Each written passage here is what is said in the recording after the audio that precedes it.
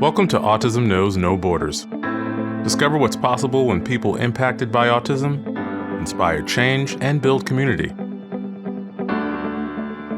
Together with the Global Autism Project, here's your host, Rachel Harmon.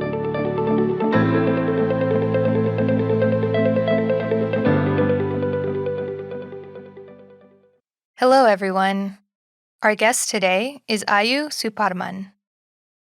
Ayu is a mother to two young boys, the eldest being on the autism spectrum. Living in Singapore, she and her husband host a podcast called Parents Made Special, in which they share information and resources for families in their community. In today's conversation, Ayu talks about the different levels of autism awareness across Singapore's cultural landscape, the types of services available for families, the questions she asks herself regarding her son's future, how she and her husband work as a team, and why they started their podcast. In this episode, discover what's possible when safety invites honesty. For more information about Ayu, please visit our show notes at autismknowsnoborders.com.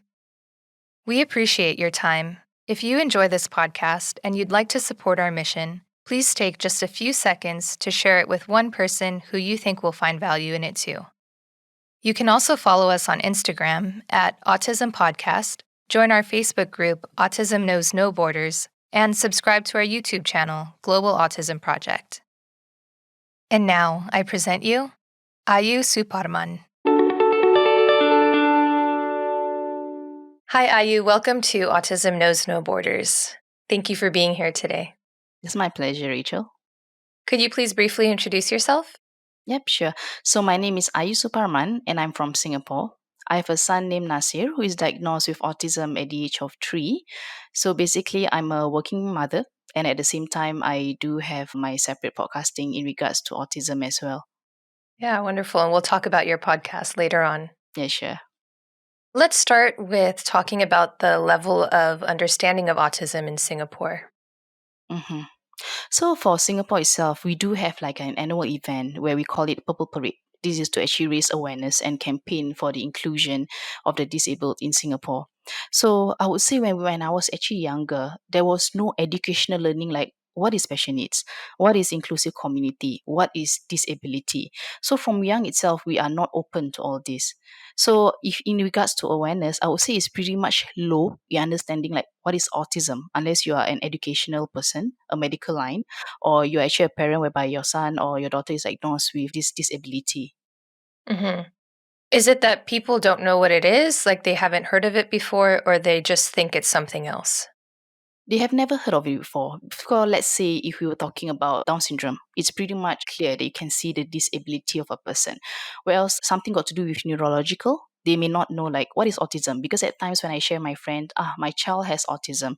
So that's where he has meltdowns and all that. So they will actually question me like, what is autism? I've never heard of autism before. But I know that government has been trying very much to push this awareness about autism. I just give you an example. I had an exchange session with a friend. She is also one of the advocates in Singapore as well. So she was sharing with me that they actually do a play card during the autism month in April.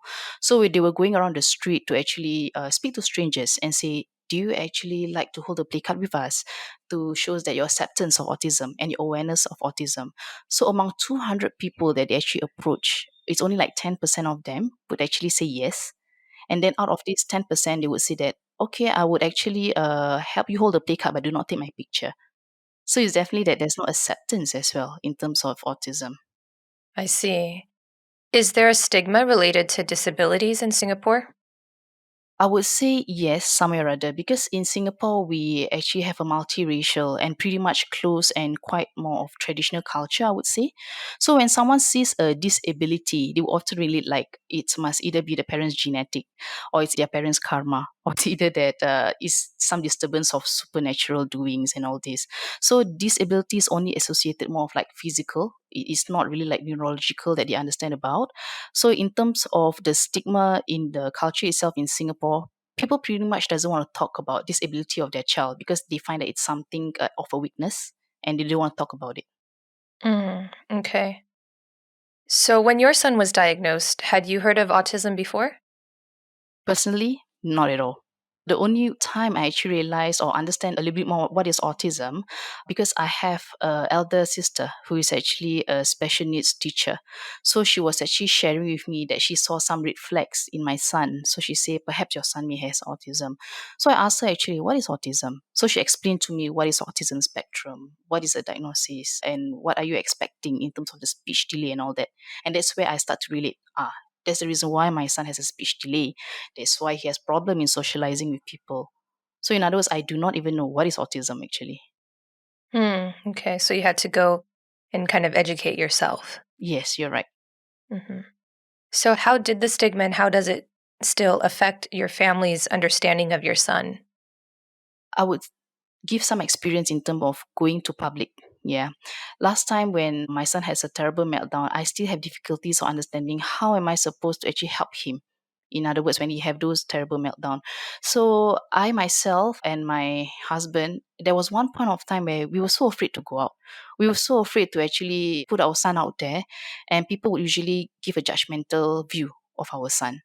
So, an example, let's say if I were to go out, my son has a terrible meltdown. People would actually look at us and they would think that we doesn't teach our son properly or educate our son how to behave in public.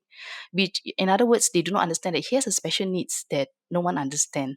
hmm So, in terms of the stigma itself, in terms of the public and the community, how they actually react towards this disability of autism, I would say it's still a stigma over here. hmm Do they ever say anything to you? There was a couple of, I would say there's also good and also kind of bad experience. So maybe I shared the terrible experience I ever experienced before. There was once I actually went for a play date for autism child. So after the play date, we decided like, okay, let's go for a little shopping at the mall. So I guess my son wanted to really so much go into one of the shops and the store. And then he starts to have a terrible meltdown when I say that it's time to go. So he started to actually cry, roll down the floor. And at that point of time, me and my husband was trying very much to help, in other words, try to put him together. So to try and put the situation better, we actually brought him out of the mall. And there was a couple in front of us who actually look at us and they actually closed their ears to show how irritated they are with my son behavior. Mm. And that really caused much of a pain, to be honest, emotionally, because I'm really trying my best to actually try to put the things together. In other words, you should be understanding enough. I don't also choose to have this situation at that point of time. So that was one of the experience that I actually received as well from community. Mm. hmm And what about the positive experience? Yeah. So referring back to the play date, there was one lady, until today I still remember her. So she was going through a hard time. Her son does has autism as well, but another son of hers, she was going through a major brain operation. So she was sharing with the parents and educators over there about the hard time that she actually going through. And at that point of time, my son was there. He was actually listening to a conversation. He came over to her and hold her hand. Mm. And then she actually connected with me, DM me in Instagram, and she was saying that, you know what, you're such an amazing parent. You really taught your son well. And, that was what I need. Just someone to hold my hand and says that everything is going to be okay. And it's just so wonderful that your son does that. So, in other words, I felt that, okay, there's someone out there in the community that appreciate my son, in other words, on his behavior and all that. And people think that kids with autism, they don't have any feelings. They do. They have feelings, just that they cannot express themselves. That's all. Yeah. That's really sweet that he did that. Yes, yes. So, how about your extended family? Do they understand your son's diagnosis? Do you have a hard time explaining it to them? To be honest, my side, they were pretty much understanding. They gave a lot of support because at first some of them doesn't know what is autism. So after my sister actually explained to them what is autism all about, they gave a lot of support. Even my late father, he also gives support by sending my son to therapy session every weekends. I do have a helper at home as well. She tries much to be understanding on my son's condition. So we educate everyone along the way. They include him as well in the play, even the cousins as well, despite his condition. Last time I still remember my nephew and niece ever asked, why is he not talking? Why is he not responding? Why does he doesn't want to play? But after we actually explained to him, he's a bit different. He's a bit special. So in other words, we do have a lot of support.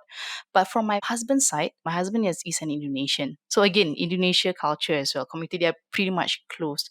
Autism itself, because it's not so known as well, because he doesn't come from Jakarta. I think Jakarta is much stronger in terms of understanding and awareness. He comes from Jogja. So when we try to explain to his family members, my son is diagnosed with autism, I do not know whether it's more of a denial, but they were saying, "Are you sure that Narcissus has autism?" I don't think so. Maybe he's just what do we call it, late boomers, a bit slow in understanding things. So that's how it is. It's a bit different in terms of, I would say, acceptance as well for both family. Mm-hmm. And in Singapore, because it's kind of a melting pot of different cultures, do you think there's a difference in the attitudes towards autism from the different cultures in Singapore? It does actually. When I speak to someone who is from, let's say, a Chinese background, they will also say the same thing and they face the same stigma as well. They will say that, for every Chinese family, whenever they came to the person's house, they need to actually acknowledge the uncle or the older ones. So when the acknowledgement was not there, they find that, again, you didn't teach your son or your daughter properly in terms of manners. Mm. Same goes for the Malay community. Some would think that is supernatural, disturbance and this kind of thing. So different culture have different beliefs. The stigma is still pretty much strong in different culture as well over here. Mm. Okay. And do you notice a difference in how mothers and fathers deal with and process their child's diagnosis there? It definitely does. I think as a woman, it's quite a nature that we are more outspoken in sharing our feelings on how we feel about the diagnosis, about how we felt about the challenges and all that. But I think in terms of my husband, he's pretty much a person whereby he doesn't really talk much. Even when there was a stage of denial, he would just keep to himself. But I would say that I have a very supportive partner. In other words, that some fathers they don't get involved in terms of the therapy session, but my husband do. He tried to be involved every time when there's a play. He tried to actually take time from his busy schedule to play with my son. And I think parents, including fathers, you guys are so important as well to help us embrace this journey together. Sometimes people would say that, especially Asia, they would say that it's always the mother responsibility to take care of the child. But it's not true. We need two-person at the same time to go through this together. Mm-hmm. Yes, exactly. Mhm. So, what was that acceptance process like for you and your husband? It was pretty hard, to be honest, because the first time when I still remember when the doctor was telling me that your son may actually has autism, and when they finally diagnosed him with autism, I was pretty much upset, to be honest, because I was thinking like, is it because I didn't take care of my pregnancy well that causes all this? Is it because I ever did something wrong and then this hits me back? Is it my genetic? Is it my husband genetic? It was really hard, but this boy is really a miracle. You know that every time when we talk about financial, about sending people for therapy and all that, we know it's costly. But when my son actually come to our world, everything really just falls in place. Even when time I don't even look for a job, people actually call me and say, "Hey, I found your resume. Your resume seems interesting. Can I actually interview you?" And everything just falls into places. If you want to say whether are you actually financially struggling in terms of being able to send him to therapy, I would say no, because it just comes and falls into places. And I think it's God's will that He wants it to be in place. And there was one time that I was actually questioning myself, why does actually I'm gifted with a special needs child? And then after a while, I told myself that, you need to embrace this. There's always a reason why actually God gifted and choose you to take care of him. Maybe you can be a good mother to him rather than other ones out there. So that's what kept me going all the time. And in terms for my husband, it's kind of the same. There was one point of time we kept quiet and we felt that is it because something that we did, is it our genetic? But after we talk about it together, we were thinking that no, this is not the way we should be. We should embrace this together. And that's why we start to send him to therapy session. We start to bring him out, let him have fun, play outside, and we don't really care so much about what the community thinks anymore about my son. Yeah, it's so important to work together also, and having a solid support system will just go a long way for your child's life. Definitely. Can you talk about the kinds of services that are available for families there in Singapore? So in Singapore, actually, it's quite compulsory where we send our child for vaccination. So there will be like milestone checks at the same time. So when they do suspect a delay in the development, the clinic will actually refer us to the hospital. So when we're at the hospital itself, there is going to be a few assessments done to determine on the diagnosis itself. There's one of the things that government actually give to extend to actually create awareness as well about development milestone. And in case our son is actually suspect or diagnosed, they will actually recommend us to go for, we call it EPIC Center over here. So it's an early intervention center where all infant and children with disability go to. They given support system as well to prepare them for the admission of their mainstream or for them to go special school after 6 years old. And after that, there's also special school as well to support them. In the mainstream, there will be also special needs educators as well who are trained to take care of these kids. In other words, government also do give talks as well for all the parents out there to give awareness. So these are the initiative that is given. There's also subsidies as well for parents, but of course depending on your financial tiers at the same time. So all these are actually given as well from the government. That's great. So, even with all of this government support, there's still some kind of shame that families feel about their child's diagnosis. They do. As I shared, it's because of when we were younger, there was no educational understanding of this disability.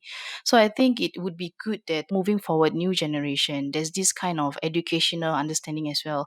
What kind of disability is there out there? And that's where when they grow up, they tend to be more accepting and understand that when my friends are like this, it's because they are special in their way. Because for now, this is lacking in terms of awareness. That's whereby kids are just being kids. Their occupation is just to play, right? Hmm. So when they feel that their friends is a bit different, then they will tend to like, I don't want to have to be your friend or something like that. So in terms of when they were younger, these things are not exposed at all. Hmm. Right. And it's so important to educate the youth because they're the future generation. Yes, definitely. Is there any ABA therapy in Singapore, applied behavior analysis? There is ABA services as well in Singapore, be it by the government or be it by private therapists as well at the same time. So if you're actually interested to find out more, for the rest who are actually looking for answers, you guys can actually tap into any of the ABA services out there. Everyone is actually trained to do so because in order for them to be certified, they have to go through several years of experience and training as well. So all these are also available out there. In any case, if you're wondering what is ABA.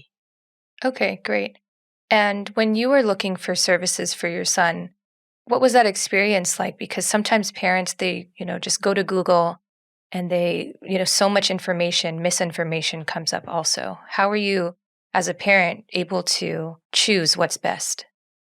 For me, I did a lot of research, really a lot of research. Like you say, go to Google, search whatever therapy is there out there for our son. So for me, when I do the research, I also tap on communities as well. I try to join whatever support group out there in social media. I try to follow whatever Instagram there is and understand a bit better. I do a lot of callings. I do ask questions as well at the same time. So that's where you decide what's best for your child. Because some of the, I would say, places, like example, private institution, they do have like trial. They let you come in first, do some assessment, and you have a sense somewhere or other. Are you comfortable with how they actually handle your son? Are you actually comfortable with how the assessment works? And then from there you decide. Because I'm pretty much lucky actually. When the first time I actually chose the private setting center, that was the first, and then that was the last until today. Hmm. So in other words, it's important for you to actually do the research. Hmm. So, are there any services for adults? For adults, at the same time, there's also some private space as well for therapy for youth. So for these youths, they also go there to actually learn in terms of social skills, what they can do for employment as well. There's a few organizations that also give employment for autism as well. So these are a few platforms that they actually created to make sure that they give support as well for those special needs. Hmm. Okay. What kinds of services does your son receive? So at this point of time, for him, I would say the weaknesses is because of his speech. So I'm currently sending him for speech therapy every week. I did share just now about EPIC, or we call it EPIC over here for the early intervention. But even that, you got to wait for a while, like 6 to 9 months. So that shows like how many autism child or even special needs child is out there. It's a waiting list that we need to wait. So aside from waiting, that's what I do. I'll send him from private speech therapy to help him while waiting for the admission. Great. And is he able to communicate with simple words? Yeah, I'm really amazed that I'm actually not expecting that he's able to actually speak in sentences right now. You know, the difference between having a special child and a child who is able is that when you hear them being able to recognize colors, simple things like that, or even let's say transportation, you just find it like, wow, it's amazing. Because child at 3 or 4 years old, they'll be able to speak and tell you like, I need to go to the toilet, so on and so forth. But our child can't. So, when me as a special needs mother, when I actually hear that coming from him, it's really amazing. The happiness is way different than any others could actually feel about it. But he's coping well at the same time. Even the teacher saying that he's coping slowly, but surely, of course. Yeah. Mm-hmm. Can you tell the story of maybe the first time that you heard him express his needs? hmm The first time that I actually heard him expressing his needs is when he wanted to go to the toilet. So he was actually saying in Bahasa, saying that, Mom, I want to pee pees. So pee pees basically I need to actually pee. So that was the first time I was like, where did you learn that from? Yeah. Yeah. He was like he's expressing himself because most of the time he will either like try to show gestures. Of course, we do not want him to continuously showing gestures. But when he says that, I was like, wow, that means you've been learning from school or you've been learning from whatever I've been repeating every time, every day. So yeah, in other words, I feel that we shouldn't give up. Even if you feel that they are not listening, they are actually listening. It's just that they didn't time to process all this as well. Yeah. So, what are some of the things that he likes to do? What are some of his interests? I think for now, his greatest interest is transportation. And to be honest with you, I am amazed as well that he can really memorize and recognize every vehicles, even some of the vehicles that I don't know. I even learned from him as well. So every pictures, I brought him a stack of vehicles book. So he every time, every night, he would just flip the books and then he will show me like this is car. This is yacht, this is movers, and it's amazing. In other words, I believe there's some strength in them that we do not know. We just need to find out what is the strength, and then we got to tap on it. Yes, exactly. Build on their strengths. Yeah. So, as a special needs mother, when you think about his future, what comes up for you? Hmm. I always been thinking that almost every day, to be honest, because even like now, I'm just thinking. Sometimes during his meltdown, I would then have to even struggle to help him put himself back in place, and I wonder like even one day that I'm gone, can he actually be independent himself in doing things? Will he ever get married and have his own generation to take care of him at the same time? Will he ever have a job outside there? Would the community ever be accepting, or would there still like be bullying at the same time? Because we need to remember that when they're actually young, they will become youth and they will become adult eventually. So how does the public would actually treat him at the same time? There's a lot of question mark in my head. But I know that as much as of now as I can, I need to push him further and further to actually improve himself and embrace this journey. Because if I don't, who will, right? Mm. But definitely there will be a lot of questions as well. Hmm. And you also have another son. Yes, I do have another son, age of 1 now. What's the relationship like between Nasir and his younger brother? So as siblings, definitely there is like I would say siblings rival. I would say it's like a love-hate relationship. Okay, one thing about Nasir is he is very protective over his brother, despite he can't actually express himself. But whenever he sees the brother fall down, he would be the first person to immediately, get up and actually help the brother. But at the same time, of course, kids will still be kids. When they play, they will still have some sort of like fighting over another. But he expressed his love very much to his brother. I realized that kids with autism, even those kids that I met out there, they are full of love, really. They are so sincerely full of love. Mm. Yeah, it's just about finding the way to communicate with them in their own way. hmm All right, Ayu, you and your husband, Hita, as you mentioned, you have your own podcast called Parenting Made Special. Why did you decide to start this project? For both of us, to be honest, we are just normal parents. We are not an influencer in here in Singapore. So when we wanted to start the podcast, we wanted to start with one intention to help the parents out there to understand what autism is all about. Because when I have my son diagnosed with autism, I was a bit lost. I do not know where can I actually hear real stories. Am I the only one who's actually struggling or going through this? Is there anywhere that I can actually find help just to hear people talking, therapists coming forward to share their experiences or what I can learn? I cannot find anything in Singapore. Most of the time, it's either that they post in social media, but we as a working parent, we do not have time to sometimes look through the social media at the same time. So I was telling Hita, you know what? I think we should do this for the community. We should stop this stigma. We should stop this taboo that people is having about autism. allow those working parents to actually hear and learn along the way while they're actually going to work, listen to podcasts, and these are the things that they can relate to. We want to make things more relatable. So for us, both of us had totally zero knowledge of podcasting. We went to take up some courses to learn and start to approach people as well to see whether would you like to actually come in and be one of our guests and all that. So yeah, that's how it started. It's just about, like I say, just one intention to help all the parents out there. Mhm. You just launched in January, right? Yeah, pretty recent, just January. Okay. I think it's so important to make the information easily accessible. Like, that's how you're going to help people feel that they're not alone and eventually break the stigma. Yeah, you're right. And even if as such, it's really hard for us to also find guests to come forward as well. Because there were a couple of guests that we actually asked, like, would you like to actually speak? And I think your story can be remarkable for people to hear and relate to. So they were saying that no, I'm not ready to share. So there is still this stigma as well in between the guest list or even the community. Hmm. Is it common for Singaporean people to talk about their feelings and problems, even unrelated to disabilities, but just in general? It depends. So some of them they actually prefer to speak to someone that they're close with, but they are not as I would say extrovert to share their feelings or opinion. Hmm. Especially on a podcast where it's publicly broadcasted. Definitely, because some of them will say that would you be showing my face? Would you be showing my name? And which means that they would rather choose to be anonymous at the same time. Is there a way that you can do that? For example, those, let's say, mainstream educators, it's part of their contract that they cannot actually showcase their face out there to the public and etc. So some of them, we actually remain their identity anonymous. But even so, when we say that, we can do that, but after that, they remain silent thereafter. Mm. Yeah. Yeah, I guess, I mean, you can't push them, right? They'll come on their own time when they're ready. Yeah. And maybe even by hearing other people, other parents speaking up, they'll feel more encouraged to speak up themselves and see the value in it.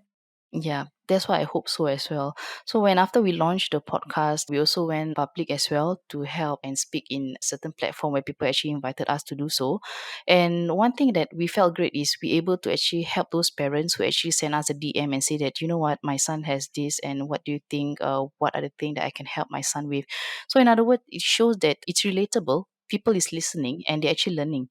So actually we managed to actually catch the goal, at least the first goal that we actually wanted to. Yeah, that's wonderful. Do you receive any criticism for speaking up? Me and my husband actually put this in our mind. Whatever criticism that we're actually going to receive, we're not really going to care because what we're doing is for the good of the community. It's nothing disgraceful. So it's more of like the stigma and taboo that they need to actually learn to vanish from their mind. Hmm. Yeah, sometimes, you can't make everyone happy. Definitely, for sure. Yeah. And there's sometimes room to offend people in different ways that you're not even expecting, but you can't let that stop you. And you have to keep your eye on the main mission, like you said. Mm-hmm. I think it's a bit different. I think in terms of our culture and the culture over at your end, I think you guys are more open in sharing whatever they feel or whatever they actually understand about autism or disability. But over here, it's really difficult to get people to open up and talk. Mm-hmm. My mother's Filipino, Mm-hmm. and so I understand a lot about Southeast Asian culture. I know it's different, the subcultures within, but I know what you're talking about. There's this idea that you just kind of have to brush everything under the rug. Like, you don't really talk about the real problems Yeah. because it gets uncomfortable, it gets awkward, people don't know how to respond. Yeah. Because in Asia, we are always being brought up to always say that bring the good name of your family. But yes, bringing the good name of the family is one thing, but every family has issues and problem, isn't it? Mhm, mhm. So that's one thing as well that people need to understand between bringing in the good name of the family and being open to certain things to listen. Yeah. And I think, once someone starts, once one person kind of breaks that and shows the vulnerability, then it leaves a little bit of room for the other person to reciprocate. Like, oh, okay, I can actually talk about these things. And then it becomes a safe space. Yeah. that's what we're hoping for as well, that we wanted to create this safe space and people would say that it's okay to actually talk about all this kind of stuff. Yes, exactly.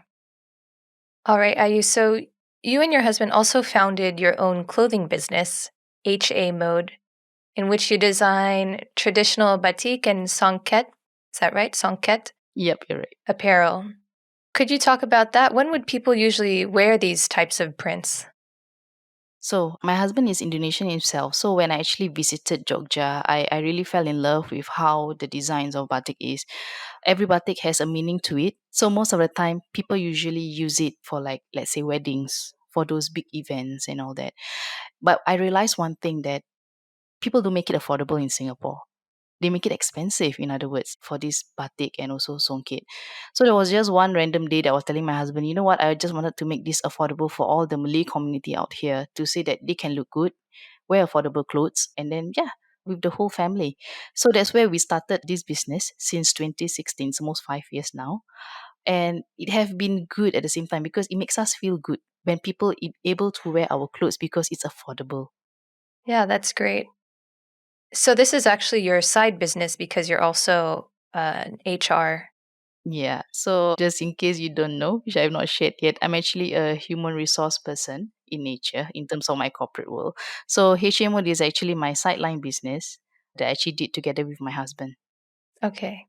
So you and your husband work together in many ways, from the clothing business to the podcast to raising your two children. Mm-hmm. So, what have you learned about marriage and partnership from working together? Hmm. It's not easy. To be honest, it's not easy, because especially when you have your business partner, or the working partner in the same roof as you, sometimes we may even talk about work during our family time at the same time. But I think all these actually bring us closer together. I begin to understand, like, every decision making that we make, we always have to have the decision together. We speak more, we share more, we discuss more to explore things as well at the same time. We become a better team member for each other. So it actually helps us in terms of our marriage at the same time, because we spend more time together doing things together. We learn to trust each other in whatever decision we are making. Even when for this podcasting as well, I trust him as well in terms of whatever technical that he gonna do just to make this work. So it really helps us in terms of our communication. And one thing that I would advise for all parents out there, including whatever you want to do for your best of your child, in whatever business terms or whatever, communication is the main key. Anything that you are not comfortable with, speak it out with your partner. Anything that you need help with, seek help with your partner. It's all about communication. Mm-hmm. Mm-hmm. Yeah, exactly. I've learned that also because my husband edits this podcast. And so we've had to learn a new way to communicate with each other. And it's funny you're saying that sometimes the work conversation spills over to the family time, Hmm. and we've had to set boundaries. Like, okay, we're not going to talk about how we're going to edit the podcast at lunch, because also now, because of COVID, we're 24/7 always together. We can't go out even outside of our city because of the restrictions. Hmm. So, finding that balance, I think, is so important.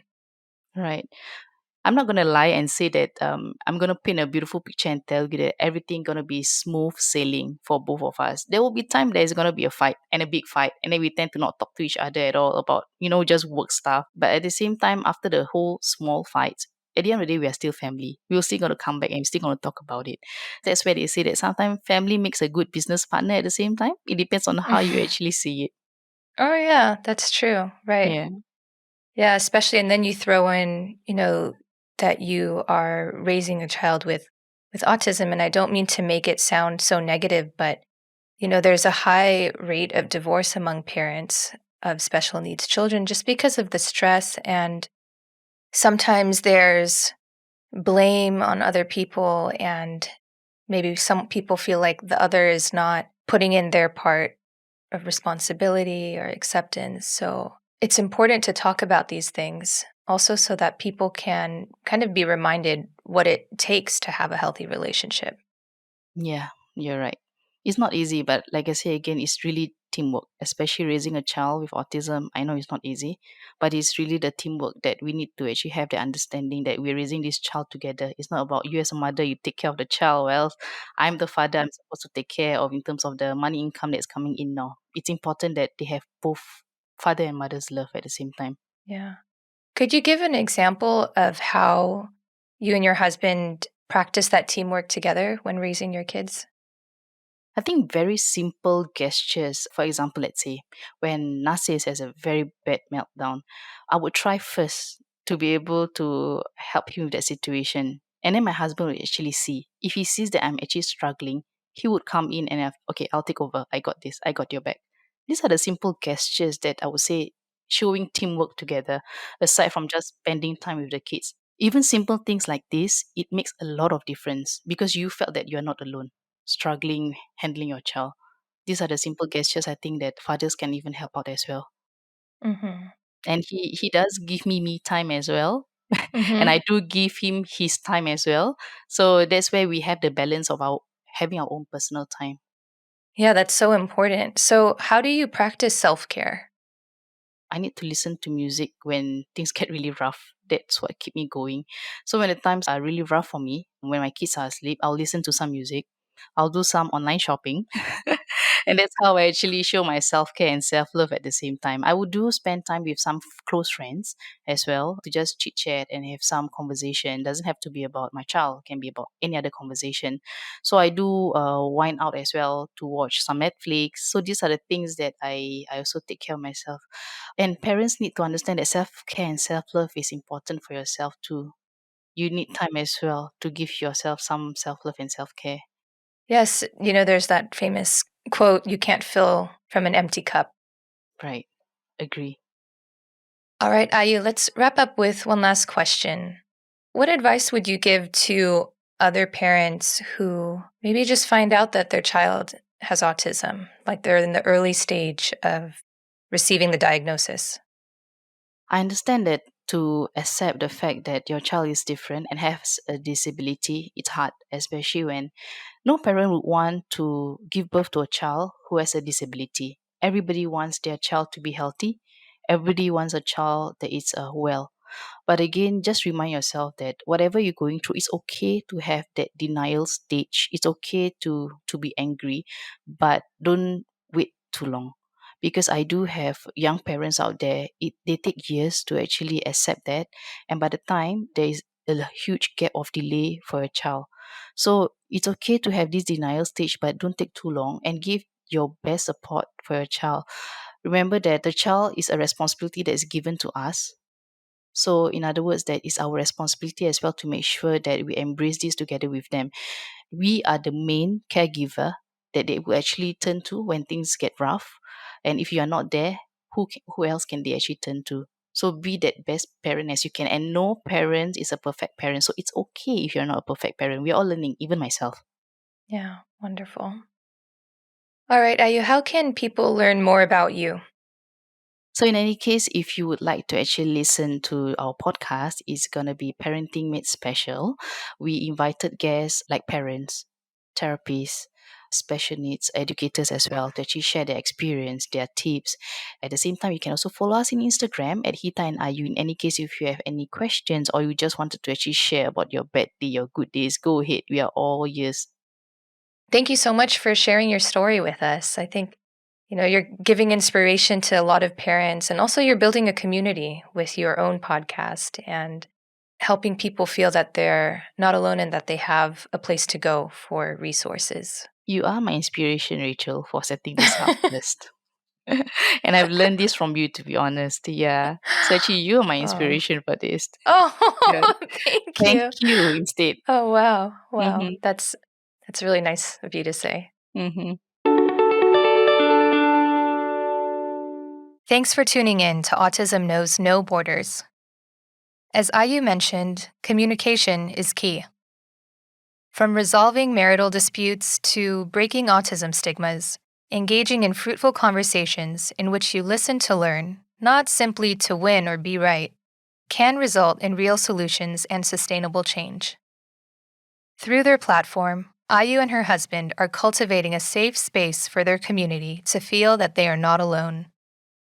Talking openly about the struggles and joys related to autism can help validate other parents' feelings and model that disability shouldn't remain taboo. Speaking up can be scary and sometimes even dangerous. It's easy to feel frustrated, judged, and rejected. However, if we can share from our heart, we give other people a chance to do the same. In psychology, this phenomenon is described as emotional contagion.